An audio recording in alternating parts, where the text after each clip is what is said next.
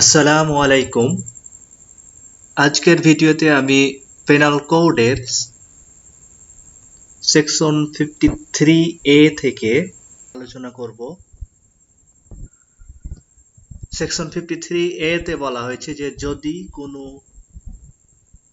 আইন যেটা এনফোর্স আছে, এই আইনে যদি ট্রান্সপোর্টেশন ফর লাইফ এই পানিশমেন্ট উল্লেখ থাকে, তাহলে এটা ইমপ্রিজনমেন্ট ফর লাইফ বলে বিবেচিত হবে। অর্থাৎ ট্রান্সপোর্টেশন ফর লাইফকে ইমপ্রিজনমেন্ট ফর লাইফে কনভার্ট করা হয়েছে।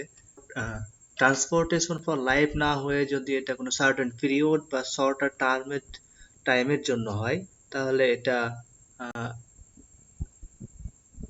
ওমিটেড বলে বিবেচিত হবে। অর্থাৎ এই ধরনের কোনো প্রভিশন যদি কোনো আইনে থাকে, তাহলে এটা বাতিল বলে গণ্য হবে। এরপরে সেকশন 54 এ বলা হয়েছে যে যদি কোনো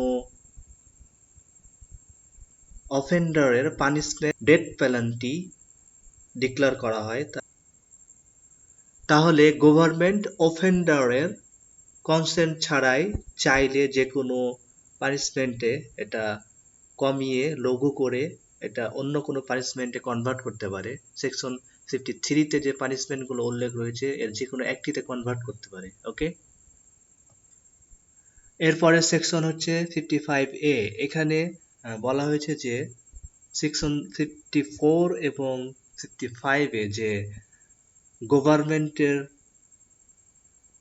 ক্ষমতা উল্লেখ করা হয়েছে অফেন্ডারের পানিশমেন্ট কমানোর, ডেথ সেন্টেন্স লঘু করে অন্য কোনো সেন্টেন্সে তাকে দণ্ডিত করা, বা ইমপ্রিজনমেন্ট ফর লাইফ এটা কমানোর যে গভর্নমেন্টের অধিকার, এটা এই সেকশনগুলো প্রেসিডেন্টের যে ক্ষমা প্রদর্শনের অধিকার রয়েছে সংবিধানের 49 নং আর্টিকেলের আন্ডারে, এই পাওয়ারকে, এই প্রেসিডেন্টের এই পাওয়ারকে এফেক্ট করবে না। ওকে, এরপরে সেকশন হচ্ছে সেকশন 56, যা রিপিল বা বাতিল করা হয়েছে।